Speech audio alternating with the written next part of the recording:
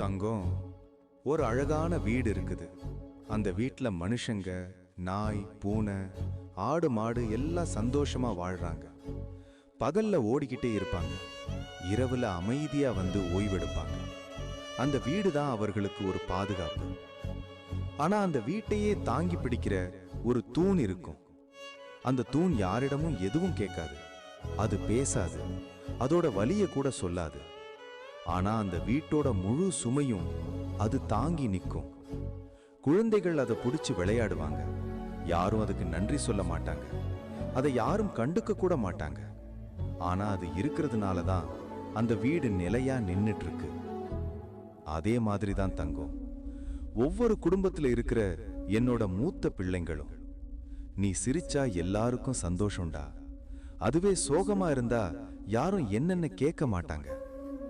உன்னோட